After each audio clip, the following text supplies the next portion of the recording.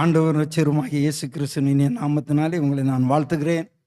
ஆசீர்வதிக்கப்பட்டதான நல்ல வேலைக்காக என் தேவனை நான் ஸ்தோத்தரிக்கிறேன். கர்த்தர் நல்லவர்.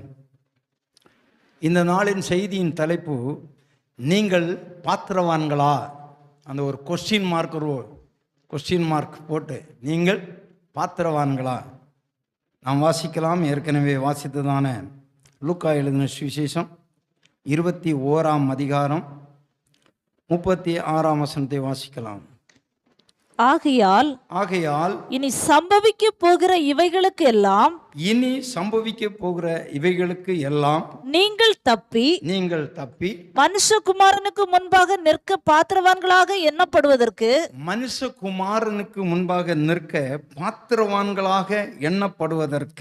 எப்பொழுதும் ஜெபம் பண்ணி விழித்திருங்கள் என்றார். இந்த வார்த்தைகளை இயேசு கிறிஸ்து சொல்லும் பொழுது இன்னும் மனுமக்கள் மேலே பூரண ரட்சிப்பு வரவில்லை. ஏனென்றால் அவர் இருந்தது பழைய ஏற்பாட்டு காலத்திலே அவர் இருந்தார். அவருக்கு இனிமேல் தான் சிலுவை மரணம் வருகிறது, இனிமேல் தான் அவர் இரத்தம் சிந்த போகிறார், இனிமேல் தான் அவர் மக்களுக்காக பலியாக போகிறார்.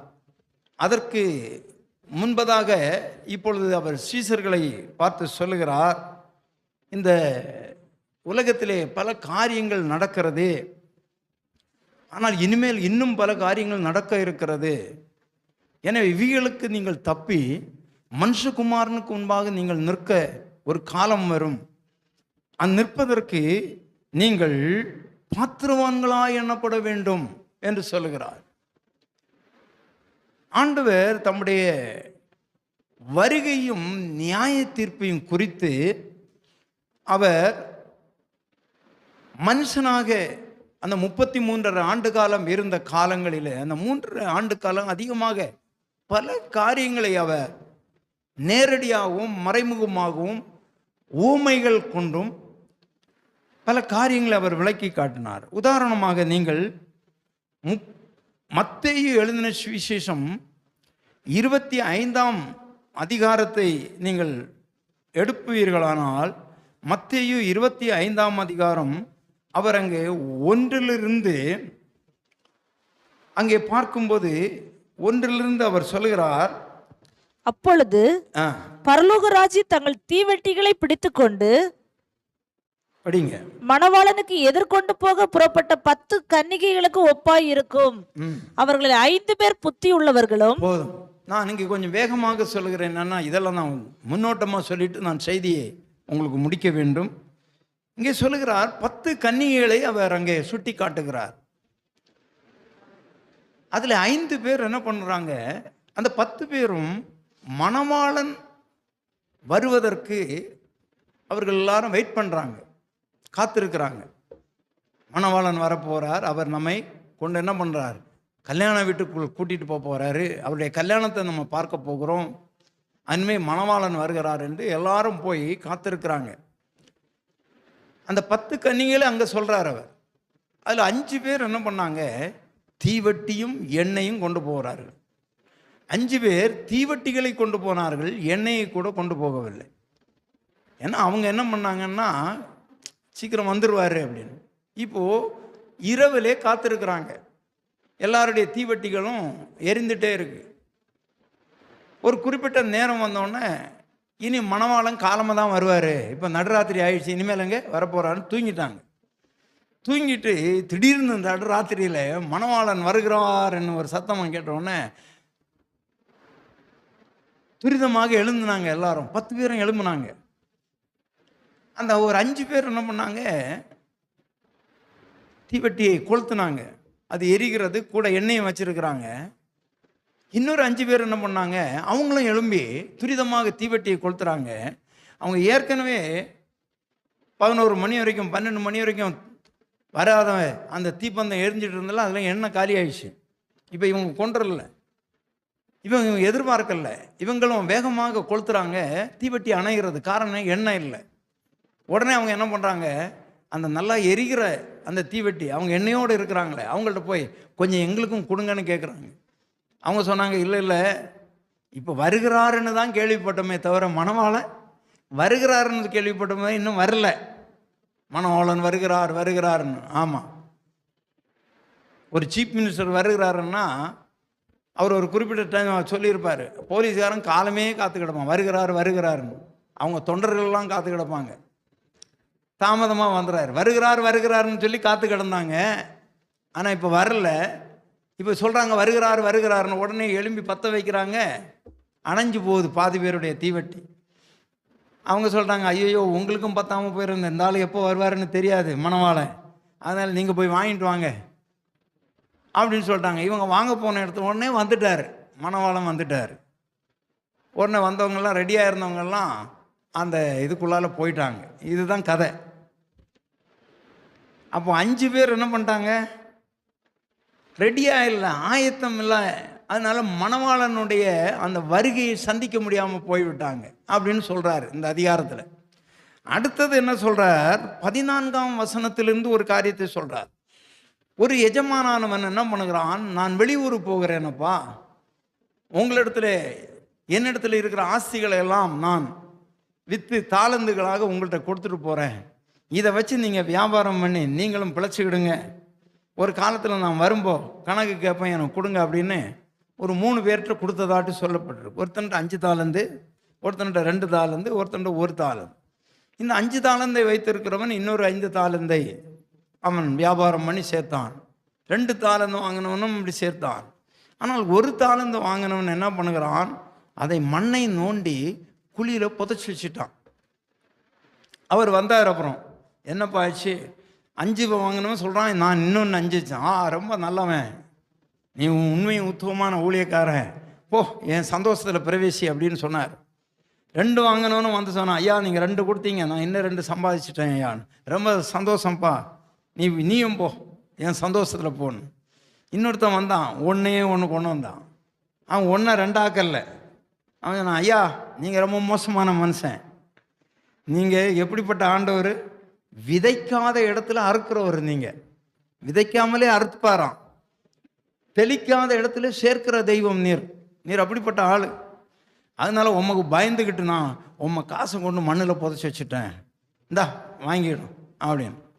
அப்போ அவர் சொன்னார், ஏயா நான் தான் மோசமானவனு உனக்கு தெரியுதில்ல, நான் வந்து கணக்கு கேட்பேன் தெரியல, அதை கொண்டு போய் காசு கடைக்காரன்ற கொண்டு போய் கொடுத்து வச்சுருந்தா கூட அவன் ஏதோ கொஞ்சம் வட்டி கொடுத்துருப்பான்ல, நான் அதோட வாங்கியிருப்பேன்ல, அப்போ நீ என்ன பண்ணு,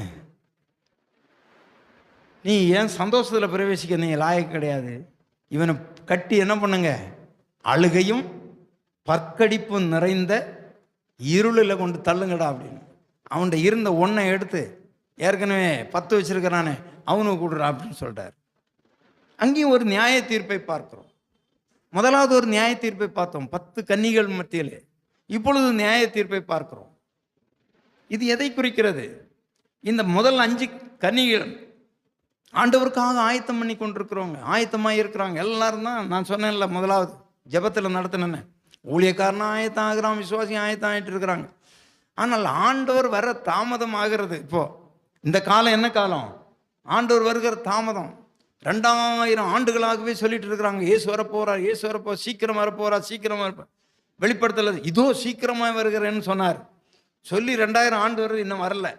அதனால இனி எங்கே வரப்போறாருன்னு சொல்லிட்டு நம்ம ஆளுங்க ரொம்ப மெத்தனமாக இருக்க ஆரம்பிச்சிட்டாங்க. இப்போது அதான் நான் ஜெபத்தில் சொன்னது. இப்போ இவங்க என்ன பண்ணுறாங்கன்னா,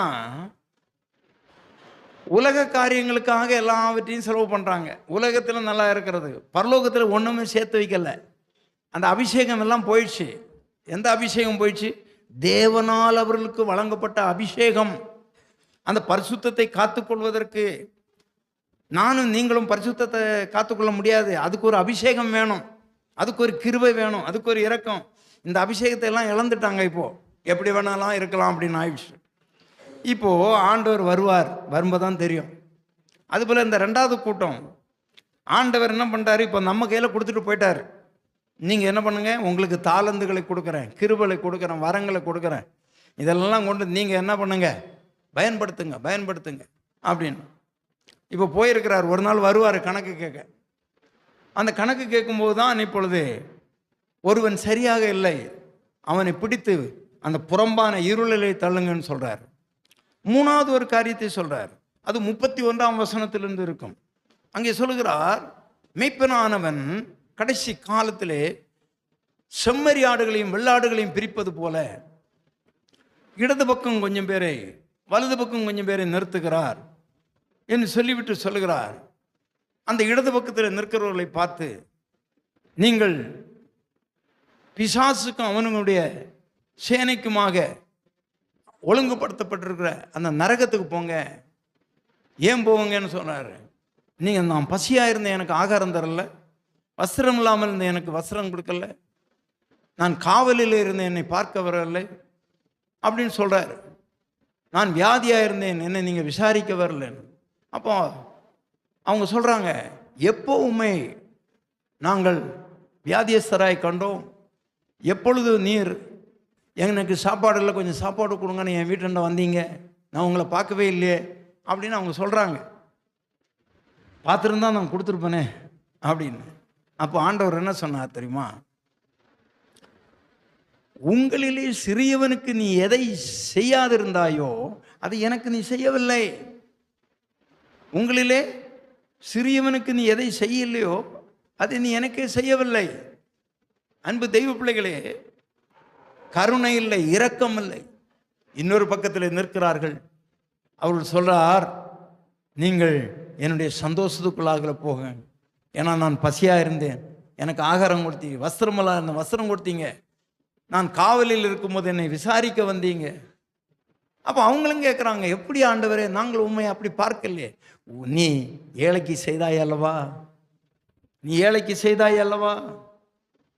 அன்பு தெய்வ பிள்ளையே, கவனமாயிருங்க, கவனமாயிருங்க. நாம் ஏழைகளுக்கு செய்ய வேண்டும், ஏழைகளுக்கு உதவ வேண்டும். பிரியமான தேவனுடைய பிள்ளைகளே, ஆண்டவர் ஏன் இந்த 3 ஊமைகளை அங்கே சொல்லுகிறார், 3 சம்பவங்களை ஏன் சொல்லுகிறார்? மனுஷகுமாரனுக்கு முன்பு பாத்திரவானாய் எண்ணப்படுவதற்கு. மனுஷகுமாரன் ஒரு நாள் வருகிறார். அவர் மகிமை உள்ள சிங்காசனத்தில் வீற்றிருப்பார். 20ஆம் அதிகாரம் வெளிப்படுத்தல் 11 வாசிக்க. 20ஆம் அதிகாரம் 11ஆம் வசனம் வாசிங்க. பின்பு நான் பெரிய வெள்ளை சிங்காசனத்தையும் அதன் மேல் வீற்றிருக்கிறவரையும் கண்டேன். அவருடைய சமூகத்திலிருந்து பூமியும் வானமும் அகன்று போயின. அவைகளுக்கு இடம் காணப்படவும் இல்லை. மரித்தோராகிய சிறியோரையும் பெரியோரையும் தேவனுக்கு முன்பாக நிற்க கண்டேன். அப்பொழுது புஸ்தகங்கள் திறக்கப்பட்டன. ஜீவ புஸ்தகம் என்னும் வேறொரு புஸ்தகம் திறக்கப்பட்டது. அப்பொழுது அந்த புஸ்தகங்களில் எழுதப்பட்டவைகளின்படியே மரித்தோர் தங்கள் கிரியைகளுக்கு தக்கதாக நியாய தீர்ப்பு அடைந்தார்கள். இதுதான் வெள்ளை சிங்காசனம், இதுதான் தேவனுக்கு முன்பாக நிற்க கண்டேன் சொல்றார். பிரியமான தேவனுடைய பிள்ளைகளே, நான் விவரமாக சொல்வதற்கு டைம் இல்லை. பரிசுத்தவான்களுக்கு நியாய தீர்ப்பு இல்லை. நீதிமான்களுக்கு பூமியிலே சரி கட்டப்படும் என்று சொல்லி வேதம் சொல்லுகிறது. எனவே நீ ஒரு நீதிமானாக இருந்தால் சின்ன சின்ன தவறோ இல்லாவிட்டால் உனக்கு ஏதாவது ஒரு காரியம்னா அந்த பூமியிலே அவர் அது தண்டனை கொடுத்து சரி கட்டி விடுவார். பரிசுத்தவான்கள் நியாய தீர்ப்பில் வர முடியாது. பரிசுத்தவான்கள் ரகசிய வருகையில் எடுத்துக்கொள்ளப்படுகிறார்கள். ரகசியத்தை வருகை முடிந்த பிறகு பகிரங்க வருகையில் எடுத்துக்கொள்ளப்படுகிறார்கள். 1000 வருட அரசாட்சியில் அவர்கள் பங்கடைவார்கள். அவர்களை ஆண்டவர் அதன் பிறகு நியாயம் தீர்க்க மாட்டார். ஆனால் நியாய தீர்ப்பு யாருக்கென்றால் உலக மக்களுக்கு, பாவிகளுக்கு, பரிசுத்தவான்கள் என்று சொல்லிக்கொண்டு நடித்து கொண்டிருக்கிறவர்களுக்கு நியாய தீர்ப்பு உண்டு. அங்கே ஆண்டவர் என்ன பண்ணுவார்? எல்லாரும் போய் நிற்பாங்க. பாவிகள், பரிசுத்தவான்கள் எனப்பட்ட பாவிகளும் போய் நிற்பாங்க. அப்போ இவங்கெல்லாம் தைரியமாக போவாங்க. இவங்கெல்லாம் எப்படி போவாங்க? தைரியமாக போவாங்க. நம்ம நியாயம் கிடைக்கும். நம்ம ஆண்டவர்கிட்ட என்ன பண்ணலாம்? நம்ம நியாயத்தை சொல்லலாம். ஆமாம். அப்போ ஒருத்தர் போகிறாரு. நான் என்னையே எடுத்துக்கிடுறேன், நான் ஏன் மற்றவங்கள சொல்கிறேன்? நான் தகுதியற்று அங்கே போய் நிற்கிறேன்னு வைங்களேன். நான் சொல்லுவேன், ஐயா, நான் ஞாயிற்றுக்கிழமை பல சபைகளில் போய் பிரசங்கம் பண்ணேன், ஞாயிற்றுக்கிழமை சாயங்காலம் இங்கே சூரப்பட்டில் வந்து பிரசங்கம் பண்ணேன். நான் உலகத்துக்காக ஜெபிச்சேன், அதை பண்ணேன், இதை பண்ணேன், எல்லாம் பண்ணினேன். என் பேர் ஜீவ புஸ்தகத்தில் இருக்குமே. அவர் சொல்கிறார், டேவிட்டு நான் ஜீவ புஸ்தகத்தில் உன் பேர் எழுதுனேன். நீ ரசிக்கப்பட்டவொன்னே ஞானஸ்நானம் பெற்றவொன்னே நான் என்ன பண்ணேன், எழுதினேன். ஆனால் நீ போக நீ என்ன பண்ணிட்ட, உன் வாழ்க்கை சரியில்லை, நீ காணிக்க பணத்தில் உண்மையாக இல்லை, நீ வாங்கின காணிக்கையில் உண்மையாக இல்லை, நீ சபை நடத்தினே அங்கே வந்து காணிக்கையில் நீ உண்மையாக இல்லை, நீ இப்படி பண்ண அப்படி பண்ணேன்னு சொல்லி நான் என்ன பண்ணேன், உன் பேரை கிறுக்கிட்டேன் அப்படின்னு. உடனே நான் என்ன சொல்கிறாங்க, வாதாடுறேன். அதெல்லாம் முடியாது, நான் நல்லது தானே செய்தேன், நான் என்னைக்கு திருடுனேன்னு சொல்லுங்கள். அப்போ தான் அவர் பார்ப்பார். அங்கே என்ன சொல்லப்பட்டிருக்கிறது, புஸ்தகங்கள் திறக்கப்பட்டது, ஜீவ புஸ்தகம் என்னும் வேறொரு புஸ்தகமும் திறக்கப்பட்டது. அந்த புஸ்தகங்கள் என்ன புஸ்தகம், ஞாபக புஸ்தகம். ஆண்டவர் எழுதுவார், நீ இந்த தேதியில் காணிக்கப்பட்டியில் கையை போட்டு அதில் இருந்ததில் ஒரு 200 ரூபா எடுத்துகிட்டு போனீங்க, இந்த பாரு இந்த தேதியில் எழுதியிருக்கிறேன். அல்லையா சொல்லலாமா, இந்த தேதியில் எழுதியிருக்கிறேன். ஐயோ இது எப்படிடா இவர் மறந்துருப்பாருன்னுலாம் நான் நினச்சேன். ஆமாம், அங்கே போய் நீங்கள் என்ன பண்ண முடியாது. அப்படி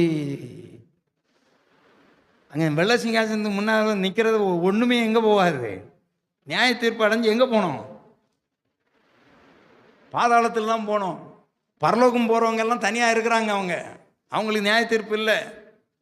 ஆமாம், நீ போய் இப்போ என்கிட்ட என்ன இருக்கு, கொளுத்து போன பணம், ஸ்கூல் கட்டுறேன்னு சொல்லி ஸ்கூலை கட்டிட்டு மக்கள்கிட்ட அநியாயம் வாங்கின பணம், சபை கட்டுறேன்னு அநியாயம் வாங்கின சபை, தசம் வாங்கினேன், காணிக்க வாங்கினேன், எல்லாம் என்கிட்ட இருக்குது இப்போ நிறையா. ஆண்டவர் கனவு கொடுக்காம நான் வச்சுட்டு இருக்கிறேன்னு வைங்களேன். அந்த தூதன் ஒருத்தன் இருக்கிறானே இங்கே பரலோகத்துக்கு நரகத்துக்கு போகணும், அவன்கிட்ட போய் இந்த பாரு ரகசியம் ஒரு கட்டு தர்றேன். நீங்கள் சில ஆஃபீஸுங்களுக்கு போனீங்கன்னா உங்கள் ஃபைலெல்லாம் எங்கேயாவது தூக்கி போட்டு வச்சுருப்பாங்க. இந்த பிஎஃப் ஆஃபீஸ் போய் பாருங்கள், இன்னும் பல ஆஃபீஸுங்களில் போங்க, உங்கள் ஃபைலை எடுக்க மாட்டாங்க. அங்கே இருக்கிற அந்த பியூனுக்கு எல்லாரையும் நான் சொல்லலை, ஏன்னா அந்த செய்தியை நிறைய பேர் கேட்பாங்க அல்லவா, எல்லாரையும் நான் சொல்லலை. ஒரு 500 ரூபா நோட் அப்படியே கொடுத்தீங்கன்னா அவர் காணாத ஃபைலையும் காண வச்சுருவார். அவர் நிறைய இடத்துல அப்படி தான். அங்கே போய் அந்த தூதன்கிட்ட இந்த பாரு 500 ரூபா புது கட்டு அப்படியே கரன்சி நோட்டாக கொண்டு வந்திருக்கிறேன், இதை வாங்கிட்டு என்ன பண்ணு, என்ன அந்த பாதாளத்தின் தப்பிச்சு பரலோகத்தை விடணும்னா அங்கே இருக்கிற தூதன் என்ன சொல்லுவான்னா, ஏப்பா இந்த பணம் இங்கே பரலோகத்தில் செல்லாதப்பா, இங்கே இந்த பணத்தை கொண்டு நாங்கள் ஒன்றுமே பண்ண முடியாது. கேஎஸ்ஏ மாதிரி திராட்சை தோட்டம் வாங்கவும் முடியாது, வஸ்திரம் வாங்கவும் முடியாது, ஆடு மாடு வாங்கவும் முடியாது. இங்கே கொடுப்பனே இல்லை, கொள்வனே இல்லை, இங்கே சந்தையே கூடாது, மார்க்கெட்டும் வராது, மாடம் வாங்க முடியாது, ஆடம் வாங்க முடியாது. அப்போ எப்படி இங்கே புசிக்கவும் முடியாது, குடிக்கவும் முடியாது, ஏன்னா மாமிசமும் இல்லை, ரத்தமும் இல்லை, அது செரிக்காது. எல்லாம் தேவதூதெல்லாம் இருப்பாங்க. அதனால் எனக்கு பணம் வேண்டாம், நீ முதல்ல ஓடிப்போ. எங்கே போ, நரகத்தில் போகணும். நியாய தீர்ப்பு வெள்ளை சிங்காசனத்திற்கு முன்பாக மரித்தோராகிய பெரியோரும் சிறியோரும் என்று சொன்னால் குழந்தைங்களை நினைக்காதுங்க. நன்மை தீமை அறியத்தக்க வயதுக்கு முன்னால் இறக்குற குழந்தைங்க எதுவுமே நரகம் போகாது, தெரிஞ்சுக்கிடுங்க. அதுக்கு நியாய தீர்ப்பு இல்லை. அந்த பெரியோர் சிறியோர்னா ஆங்கில வேதாந்தத்தில் த கிரேட்னு சொல்லப்பட்டிருக்கும். பெரியவங்க யார், பெரியவங்க பிரைம் மினிஸ்டர் பெரியவங்க, சீஃப் மினிஸ்டர் பெரியவங்க, ஜனாதிபதி பெரியவங்க, பெரிய பெரிய ஆஃபீஸர்ஸ், பெரிய பணக்காரன், பெரிய லேண்ட்லார்டு என்று சொல்லுகிறவர்கள், இதெல்லாம் கிரேட் பீப்புள்ஸ், பெரியவங்க. அந்த பெரியவங்களும் சிறியோராகிய சின்னவங்க எல்லாம் ஏழை எளியவங்க எல்லாரும் எங்கே போவாங்களாம், தேவனுக்கு முன்பாக நிற்க கண்டேன். எல்லாருக்கும் நியாய தீர்ப்பு உண்டு. நீ இங்கே கொளுத்து போய் பணம் கவர்மெண்ட்டுக்கு கணக்கு காட்டாதபடி. இப்பொழுது ஒரு அமலாக்கத்துறைன்னு ஒன்று இருக்குது நம்முடைய இந்திய தேசத்தில், ரொம்ப நேர்மையாக இருக்கிறாங்க அமலாக்கத்துறை. அவன் வீட்டில் கட்டுக்கட்டாக பணம் எடுக்கிறாங்க. எதற்கு நாடு என்று தெரியவில்லை, எங்கே விஜிலன்ஸ்னே தெரியவில்லை. அந்த காலங்களில் விஜிலன்ஸ்னு சொல்லும்போது அவங்க நேர்மையாக இருப்பாங்க, அவங்களுக்கு எதுவும் பண்ண முடியாது. இப்போ விஜிலன்ஸு காரணம் வாங்குறான். இந்த உணவு பாதுகாப்புன்னு சொல்லிட்டு அவனும் போய் என்ன பண்ணுறான், பணத்தை வாங்கிட்டு நீ எது வேணும் கெட்டு போனதெல்லாம் வித்துருன்னு சொல்கிறான். எல்லாம் அநியாயம். இந்த அநியாயம் சேர்த்து சேர்த்து சேர்த்து வைக்கிறான். அவன் வீட்டுகளில் போய் பார்த்தாச்சுன்னா மூட்டை மூட்டையாக பணம் இருக்கிறது. நீ இதை கொண்டு போய் பரலோகத்துக்கும் போக முடியாது, நீ பாதாளம் போகிறது நிச்சயம்தான். எனவே கவனமாக இருக்க வேண்டும் பிரியமானே. எனவே தேவனுக்கு முன்பாக நீ நியாயஸ்தானத்துக்கு முன்பாக தப்பிக்க முடியாது. நீ பாத்திரவானாக இருக்கணும். வெளிப்படுத்தல் 3:4 என்ன சொல்லப்பட்டிருக்கிறது வாசிங்க. வெளிப்படுத்தல் 3ஆம் அதிகாரம் 4ஆம் வசனம். வேகமாய் வாசித்துட்டு போகலாம். ஆனாலும் தங்கள் வஸ்திரங்களை அசுசிப்படுத்தாத சில பேர், வஸ்திரங்களை அசுசிப்படுத்தாத சில பேர் சர்தையிலும் உனக்குண்டு அவர்கள் பாத்திரவான்கள் ஆனபடியால் வெண் வஸ்திரம் தரித்து என்னோடே கூட நடப்பார்கள். ஆண்டவர் சொல்லுகிறார், சர்தையிலும் சில மக்கள் இருக்கிறார்கள், அவர்கள் தங்களுடைய வஸ்திரங்களை அசுசிப்படுத்தாதவர்கள். வஸ்திரம் என்பது என்ன? எங்க கிரியைகள். உன் வாழ்க்கையை அசுசிப்படுத்தாத, உன் வாழ்க்கையை தீட்டுப்படுத்தாத ஒரு சிலர் இருக்கிறார்கள். சபைகளிலும் இருக்கிறார்கள், ஊரிலும் இருக்கிறார்கள். பிரியமானே, அடுத்தவன் பணத்துக்கு ஆசைப்படல. அநியாயம் என்பது வேண்டாம், அக்கிரமம் என்பது வேண்டாம். நாம் கொஞ்சம் சாப்பிட்டாலும் உண்மையாக இருப்போம் என்று இருக்கிற அசுசிப்படுத்தாதவர்கள் இருக்கிறார்கள். அவர்கள் தேவனுக்கு முன்பாக பாத்திரராக இருக்கிறார்கள். சர்தை சபையை குறித்து ஆண்டவர் சாட்சி கொடுக்கிறார். எனவே அன்பு தெய்வ பிள்ளைகளே, நம்மை குறித்து ஆண்டவர் சாட்சி கொடுக்க வேண்டும். தங்கள் வஸ்திரங்களை கரைப்படுத்தாதவர்கள் அவர்கள் தான் பாத்திரவான்கள். தேவனுக்கு முன்பாக நிற்க பாத்திரவான்கள் யார்? தன்னுடைய வாழ்க்கையை கரைப்படுத்தாதவர்கள். தங்கள் வாழ்க்கையை கரைப்படுத்தாதவர்கள். பிரியமானவர்களே, பள்ளிக்கூடம் படிப்பு என்பது ஒரு தூய்மையான இடம்.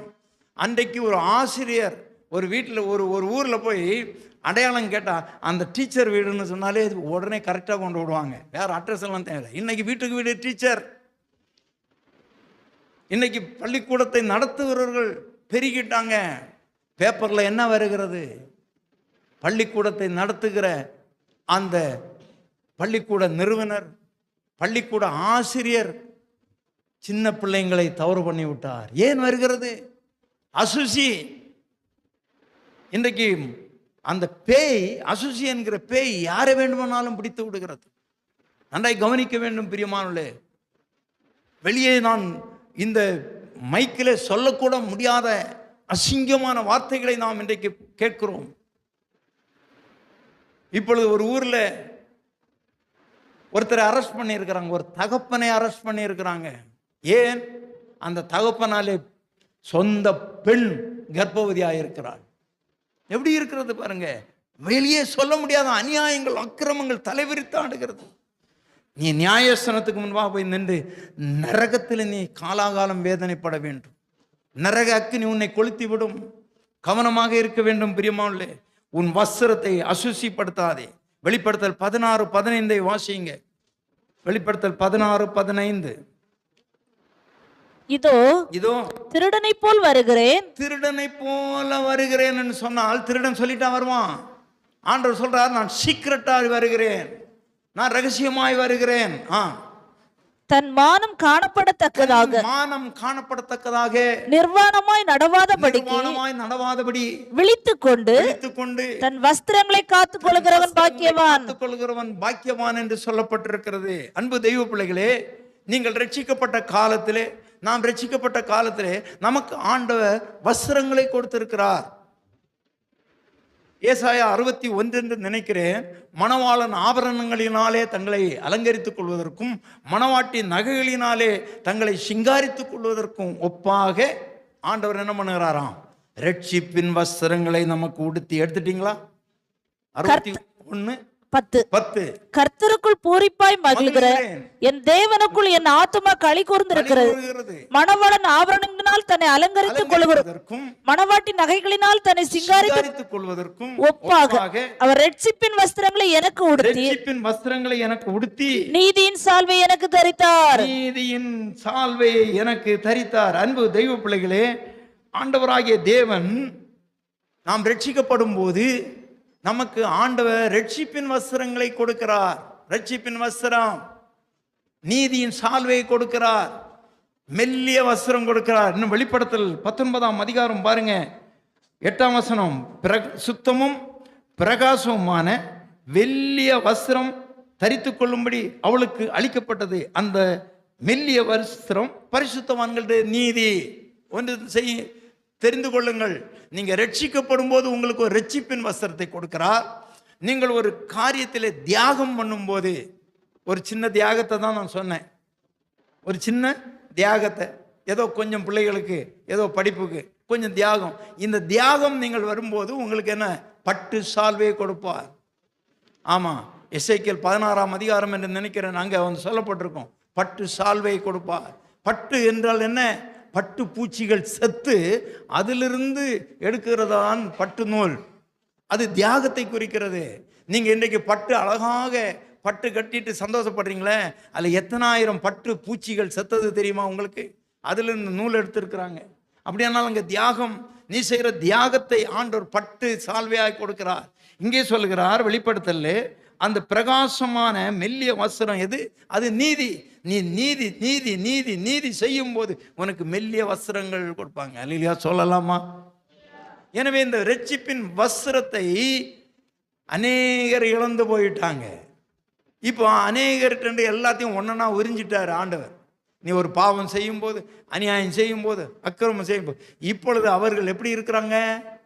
நிர்வாணமாக இருக்கிறாங்க. அதனால சொல்லுகிறார், மனுஷனே மனுஷியே, உன் நிர்வாணம் தோன்றாதபடி உன் மானம் காக்கப்படத்தக்கதாக உன் வஸ்திரத்தை காத்துக்கொள் என்று சொல்லி.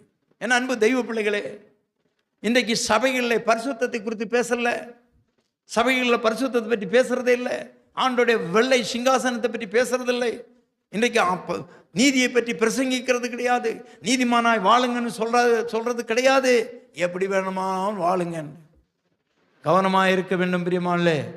எனவே அந்த வஸ்திரத்தை காக்காவிட்டால், காக்க வேண்டும், காத்துக்கொள், ரொம்ப கவனமாக இருக்க வேண்டும், நீங்கள் பாத்திரவான்களாய் எண்ணப்படுவதற்கு.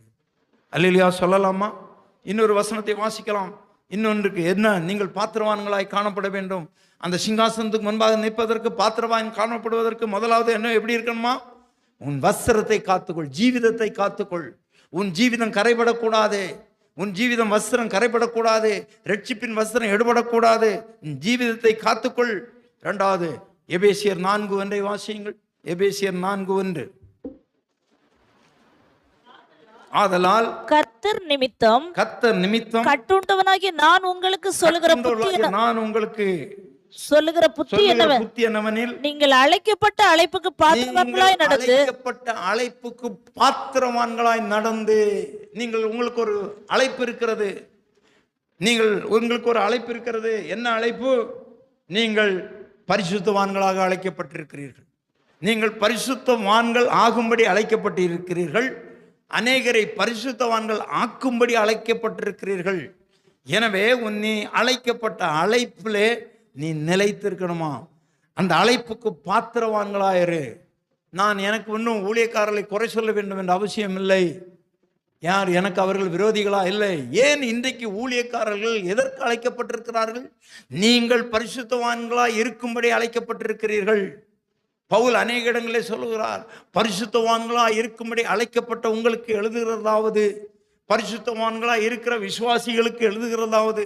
எனவே நீங்கள் பரிசுத்தவான்களாய் இருக்கும்படி அழைக்கப்பட்டிருக்கிறீர்கள். மற்றவர்களை நீங்கள் பரிசுத்தவான்கள் ஆக்கும்படியாக நீங்கள் வாழ்ந்து, உங்கள் செயலிலே, உங்கள் பிரசங்கத்திலே அவர்களை ரட்சிக்குமாக அழைக்கப்பட்டிருக்கிறீர்கள். ஆனால் அந்த அழைப்புக்கு நீங்கள் பாத்திரவான்களாக இருக்கிறீர்களா? அதைத்தான் நான் சொல்லுவேன். தீமோத்தேயுவிலே பவுல் சொல்லுகிறார், அதாவது தன்றிலே சேவகம் பண்ணுகிறவன், அப்படின்னா யுத்த களத்திலே, சேனையிலே, மிலிட்டரியிலே அந்த சேவகம் எழுதி கொண்டவனுக்கு நீ பாத்திரவனாக இருக்க வேண்டுமா? கவனமாக இருக்க வேண்டும். நீ பிழைப்பு கடத்த அலுவல்களில் சிக்கிக்கொள்ளக்கூடாது என்று சொல்லுகிறார். நீ சட்டத்தின்படி நீ மல்யுத்தம் பண்ண வேண்டும் என்று சொல்லுகிறார். நீ சட்டத்தின்படி மல்யுத்தம் பண்ணாவிட்டால் நீ முடிசூட்டப்பட மாட்டாய் என்று சொல்லுகிறார். எனவே நாம் தேவனுடைய சேனைகள், நாம் தேவனுடைய சேனையாக இருந்து கொண்டு, இன்றைக்கு இந்திய அரசாங்கம் ஒரு சிலர் அரெஸ்ட் பண்ணாங்க. எதுக்கு? நம்முடைய ரகசியங்களை வெளிநாட்டுக்கு சொல்லிவிட்டார்கள் என்று சொல்லி. நம்முடைய இராணுவத்தின் ரகசியங்கள் காக்கப்பட வேண்டும், நம்முடைய அரசியல் அமைப்பு காக்கப்பட வேண்டும். இதை ரகசியத்தை சொல்லி கொடுத்துட்றாங்க, தொழில்நுட்பங்களை சொல்லி கொடுத்துட்றாங்க. அப்படின்னு சொல்லி. அப்படியானால் நீ மல்யுத்தம் பண்ணுகிறவன் சட்டத்தின்படி செய்ய வேண்டும். அதுபோல தண்டிலே சேவகம் பண்ண மிலிட்ரி மேன் அவன் தன்னுடைய பிழைப்புக்கு அடுத்ததிலே நீ பங்கெடுக்க கூடாது, கவனமாக இருக்க வேண்டும். நீ உன் உயிர் போனாலும், இன்றைக்கு எவ்வளவு சகோதரிகள் கண்ணீர் மல்க சொல்கிறாங்க, பரவாயில்லை என் புருஷன் நாட்டுக்காக உயிர் நீத்திருக்கிறார், வீர மரணம் அடைந்திருக்கிறார். ஏன் சொல்லுகிறார்கள்? அவன் லஞ்சம் வாங்கி தப்பிச்சுட்டு போயிருக்கலாமே. இல்லை, பிரியமான தேவனுடைய பிள்ளை கவனமாக இருக்க வேண்டும். இன்றைக்கு சபை நடத்துகிறவர்கள், சபையிலே போதகர்களாக இருக்கிறவர்கள் எப்படி இருக்கிறார்கள் கவனிக்க வேண்டும். பிரியமான, நீ அழைக்கப்பட்ட அழைப்பு என்ன? நீ பரிசுத்தமாய் இருக்கும்படி அழைக்கப்பட்டாய், மற்றவர்களை பரிசுத்தவான்களாய் மாற்றும்படி அழைக்கப்பட்டிருக்கிறாய். அந்த அழைப்பில் நீ நிற்க வேண்டும். நீ இழிவான ஆதாயத்தை எடுக்கக்கூடாது. நன்றாய் கவனிக்க வேண்டும். பிரியமான, நன்றாய் கவனிக்க வேண்டும். இன்றைக்கு திருச்சபைகள் நாசமாய் போய்கொண்டிருக்கிறது, நாசமாய் போய்கொண்டிருக்கிறது. அன்பு தெய்வ பிள்ளையே, ஒரு ஊழியக்காரர் சொன்னதை காட்டு நான் அசந்து போயிட்டேன். அவர் வேறு யாரும் இல்லை. அந்த ஊழியக்காரர் என்ன சொன்னார்னு சொல்லிட்டு அவருக்கு பேர் சொல்கிறேன்னா, அந்த ஊழியக்காரர் சொன்னார், நான் என்னுடைய வேலையை விட்டேன். வாலிப வயதிலே நான் நல்ல ஒரு டீச்சராக இருந்தேன். அந்த டீச்சர் வேலையை விட்டு ஊழியத்துக்கு வா என்று அழைத்து போர் வந்தேன். நான் திருமணம் செய்யவில்லை. நான் இன்றைக்கு அவருடைய காலத்திலே தான் திருச்சபைகள் எல்லாம் டெரஸ் போட்ட பில்டிங்காக மாறினது. பைபிள் காலேஜ் ஆரம்பித்தார், அநேகரை ஊழியக்காரர்களை உருவாக்கினார், அநேக மக்களுக்கு, ஆயிரக்கணக்கான மக்களுக்கு ஞானஸ்நானம் கொடுத்தார், ரட்சிப்பின் வழியில் நடத்தினார்.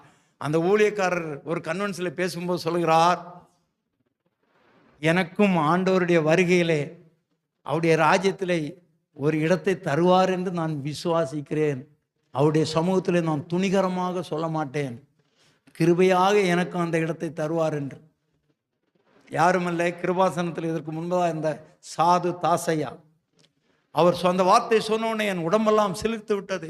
ஒரு பரிசுத்தவான், ஒரு தேவனுடைய மனுஷன், தேவனுக்காகவே வாழ்ந்தவர், தேவனுக்காகவே பல கட்டிடங்கள். அவர் சொல்றார், எனக்கு கிருபையாய் தருவார் என்று விசுவாசிக்கிறேன். அவர் அப்படி சொல்றார். ஒரு பைசாவுக்கு அவர் தவறு செய்யாதவர் சொல்லுகிறார், எனக்கு கிருபையாய் அந்த இடத்துல ஒரு பங்கை தருவார் என்று நான் விசுவாசிக்கிறேன். புரிகிறதா உங்களுக்கு? அப்படியானால் யார் நிலை நிற்பான்?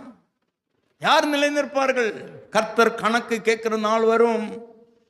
நான் முதலாவது எசேக்கியேலில் சொன்ன போல, இன்றைக்கு பெருமூச்சு அட்டு அழுகிறவன் மேலே நெற்றியிலே முத்திரை போடு, அந்த மையை போடு, நீ அந்த மை இல்லாதவனை வெட்டு, அது பரிசுத்த ஸ்தலத்தில் தோங்கு என்று சொன்னாரே. அந்த தோங்கப்படாததுனால இன்னைக்கு நிறைய பேருக்கு ஆரத்தி எடுக்கிறாங்க.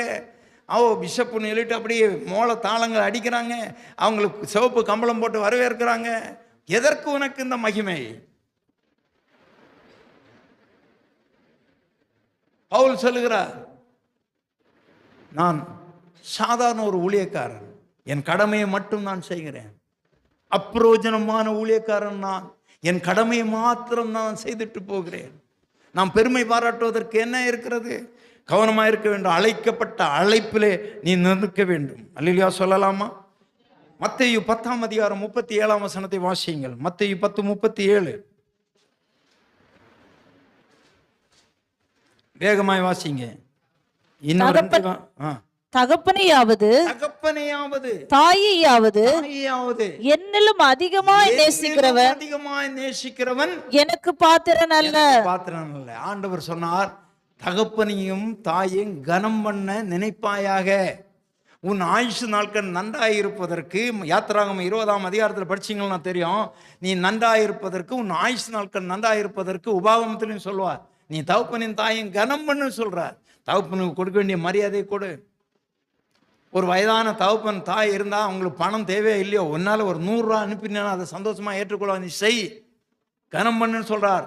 ஆனால் நீ தகப்பனை விடவும் தாயை விடவும், தாயை நேசித்து விட்டு தகப்பனையும் நேசித்து விட்டு என்னை விட்டுட்டாத, என்னை விடவும் அவங்கள நேசிக்காதேன்னு சொல்கிறார். அப்படியானால் முதலிடம் யாருக்கு? கர்த்தருக்கு முதலிடம். கர்த்தருக்கு முதலிடம் கொடு. கர்த்தருக்கு நீ முதலிடம் கொடுக்க வேண்டும். கவனமாக இருக்க வேண்டும். அன்பு தெய்வ பிள்ளையே, நீங்கள் கர்த்தருக்கு முதலிடம் கொடுக்குறீங்களா? ஆமாம், எங்கள் அப்பா சொன்னாங்க, எங்கள் அம்மா சொன்னாங்க அப்படின்னு போறியே. என் அப்பா இதை பண்ணுறாரு, என் அம்மா இதை பண்ணுறாங்க, நான் அங்கே போகிறேன், எங்கே போகிறேன், அதுக்கு போகிறேன். அவங்க எங்கே போகிறாங்கன்னு பார்த்து செய். பெற்றோருக்கு பிள்ளைகளே, நீங்கள் எப்படி கர்த்தருக்குள் கீழ்ப்படியுங்க, அவங்கள கனம் பண்ணுங்க, வேண்டான்னு சொல்லலை. ஆனால் தவறான வழியில் அவங்க நடத்துவாங்கன்னா போகாதுங்க, தவறான காரியத்தை செய்வாங்கன்னா போகாதுங்க. என்னிலும் அதிகமாக நீ அவங்களுக்கு முக்கியத்துவம் கொடுக்காத. சில பெற்றோர் ரட்சிக்கப்படாதவங்களா இப்பவும் இருப்பாங்க. என் பிள்ளை பிறந்தப்போ ஏதோ ஒரு கஷ்டம் வரும், நான் இந்த பிள்ளைய என்ன பண்ணுறேன், கொண்டு போய் அங்கே மொட்டை அடிக்கிறேன், இங்கே மொட்டை அடிக்கிறேன், இங்கே அந்த சாமிக்கு முன்னால் காது குத்துறேன், இங்கே அதை காணிக்க படிக்கிறேன், இந்த பிள்ளைக்கு எடைக்கு எடை, அதை செய்கிறேன் இதை செய்கிறேன். ஒருவேளை நீங்கள் பொருத்தனை பண்ணிடுறோம். ஆனால் இப்போ ரட்சிக்கப்பட்டுட்டீங்க, அந்த பிள்ளை ரட்சிக்கப்பட்டுருது. அந்த பெற்றோர் அப்படி தான் இருக்கிறாங்க. இப்போ இந்த பிள்ளை ரட்சிக்கப்பட்டு ஞானஸ்நானம் எடுத்து எல்லாம் தெய்வ பக்தியாக இருக்குது.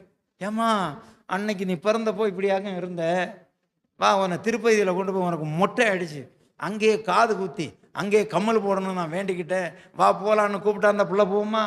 அப்போ நீ அங்கேயே உன் தேவனை விடவும் தகப்பனின் தாயையும் நீ மதிக்க வேண்டாம். அதுதான் அங்கே சொல்கிறார். தேவன் அவருக்கு முதலிடம், கவனமாயிரு. அல்லேலூயா சொல்லலாமா? கர்த்தர் நல்லவராக இருக்கிறார். எனவே நீ தகப்பனின் தாயை நேசிக்கலாம், அது கர்த்தரை விடவும் நீ நேசித்து கர்த்தரை விட்டு விலகி போகாத, கவனமாயிரு. கர்த்தருக்கு ஸ்தோத்திரம். மத்தேயு 10ஆம் அதிகாரம் 38ஆம் வசனம் வாசிங்க. தன் சிலுவையை எடுத்துக்கொண்டு என்னை பின்பற்றாதவன் எனக்கு பாத்திரன் அல்ல. அங்கே ஆண்டவர் சொல்லுகிறார், தன் சிலுவையை எடுத்துக்கொண்டு. ஆண்டவர் சொல்லல ஏன் சிலுவையை எடுத்துட்டுன்னு சொல்லல. ஆண்டவருக்கு ஒரு சிலுவை கொடுக்கப்பட்டது, அவர் அதை சுமக்க முடியாமல் சுமந்தார். அவர் சுமந்து கொண்டு போகும்போது அந்த சிரேபோனிக்க ஊரானாகிய சீமோனை கூப்பிட்டாங்க. ஏப்பா, நீ அந்த இயேசுக்கு சீசன் தானே, வா நீ இவரை கொஞ்சம் என்ன பண்ண சுமந்துட்டு போ. ஆமேன். பேதுரு அல்ல, அந்த சீமோன் அல்ல, இவன் வேற. அவனும் சீசனாக இருந்தவன் தான். நம்ம 12 பேரில் சீசன் அல்ல.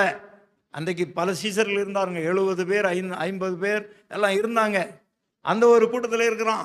கொஞ்சம் சிலுவையை அவன் சுமந்து பார்த்தான், அவனா முடியலை, போட்டுட்டு ஓடியே போயிட்டான். சோத்திரம். அதனால ஆண்டவர் என்ன சொல்றாரு, ஏன் சிலுவையை உங்களால் சுமக்க முடியாது. அப்போ யார் சிலுவையை சுமக்கணும்? உங்கள் சிலுவையை நீங்கள் சுமக்கணும். அப்படியா? எனக்கு சிலுவையா? ஆமாம். உன் சரீரத்தில் வியாதி இருக்கல்லவா, அது ஒரு சிலுவை.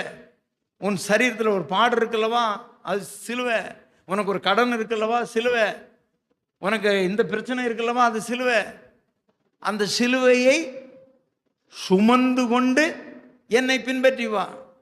நிறைய பேர் கோவிச்சுக்கிட்டு சர்ச்சுக்கே வர மாட்டாங்க. ஏன் சிஸ்டர் வரல? அதுதான் பயங்கர கடனையா. அதனால் இன்னொருத்தர் பேரில் லோன் கேட்டிருக்கிறேன், இன்னொருத்தர் பேரில். அதனால் மகளிர் குழுவில் லோன் கொடுக்க வந்திருக்கிறாங்க ஐயா, நான் அங்கே போயிருக்கிறேன். உன் சிலுவையை நீ சுமந்து கொண்டு எங்கே போனேன்? லோன் கொடுக்குற இடத்துக்கு போனேயா? எங்கே வரணும் நீ சிலுவையை சுமந்து கொண்டு? என்ன பின்பற்றி வா, உன் சிலுவையை சுமந்து கொண்டு. ஆமாம். ஒருத்தர் 5000 ரூபா கேட்டிருந்தேன் ஐயா, தர்றேன்னு சொன்னார். அதனால நான் வண்டி ஏறி நான் 30 கிலோமீட்டர் தாண்டி போனேன். உன் சிலுவையை எடுத்துக்கொண்டு இங்கே வா, ஆண்டவரை பின்பற்றி. இன்னைக்கு ஆண்டவரை பின்பற்ற மாட்டாங்க. சிலுவை இருக்குதா, அந்த சிலுவை போன பிறகு வரேன்யா, அது ஒரு காலம் போகிறதில்ல. நீ கடைசி வரையும் சிலுவை சுமக்கணும். எனக்கு சிலுவை இல்லைன்னு நினைக்கிறீங்களா? எனக்கும் சிலுவை இருக்குங்க, எனக்கு சிலுவை இருக்கு. என் முட்டி உடஞ்சி ஒரு ஆணியை வச்சு போல்ட்டை போட்டு டைட் பண்ணி வச்சுருக்குறாங்க. கொஞ்சம் இப்படி எங்கேயா போய் உராசனா ஐயோ உயிர் போகிற மாதிரி வலிக்குது. என் காலை தடவி பாருங்க, இவ்வளோ நீட்டாக ஒரு ஆணி தலை இருக்குதாங்க. ஆமாம், பிளேட் வச்சுருக்குறாங்க. சிலுவை இருக்க தான் செய்யுது. கிட்டத்தட்ட 10 வருஷத்துக்கு முன்னால் எனக்கு அக்கின்னு ஒரு வியாதி வந்தது. அது இப்போவும் என்ன போட்டு குத்திட்டு இருக்குது. சிலுவை இல்லைன்னு நினைக்கிறீங்களா? பவுலுக்கு ஒரு சிலுவை இருந்தது. அவர் தன்னை உயர்த்தாதபடிக்கு அது குட்டுகிற சாத்தானுடைய ஒரு முள்ளா இருந்துன்னு சொல்றாரு. தன்னை உயர்த்தாதபடி அதை என்னை விட்டு எடுத்து போட 3 முறை ஜெபம் பண்ணேன். ஆண்டவர் சொன்னார், என் கிருபை உனக்கு போதும், உன் பலவீனத்தில் என் பலன் பரிபூர்ணமாக விளங்கும். அதை எடுத்து போட மட்டும் சொல்லாத, ஏன்னா நீ எடுத்து போட்டால் நீ உன்னை உயர்த்திடுவேன். அங்கே சொல்லுவார், அவர் சொல்லுவார், நல்லா கவனித்து படிக்க வேண்டும்.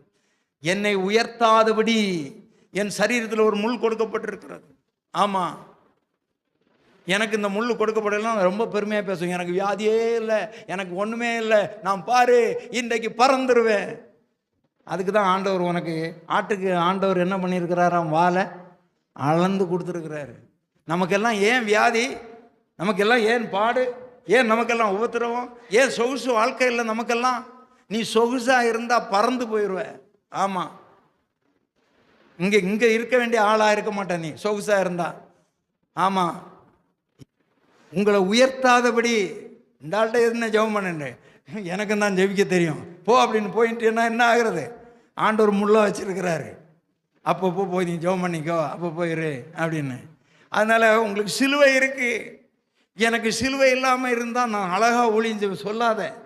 இந்த சிலுவையை நீ என்ன பண்ணு, சுமந்து கொண்டு. சிலருக்கு புருஷன் சிலுவை, சிலருக்கு பிள்ளைங்க சிலுவை, சிலருக்கு வேலை ஸ்தலம் சிலுவை. ஐயோ நான் செய்யாத சொன்னேன்னு சொல்கிறாங்க, சொல்லாதது சொன்னேன்னு சொல்கிறாங்க. ஊரில் சிலுவை, பக்கத்து வீட்டுக்காரங்க சிலுவை, நம்மோட பழகிறவங்க நமக்கு சிலுவை. இதை சுமந்துட்டு தான் நம்ம ஆண்டவரை என்ன பண்ணணும், பின்பற்றணும்.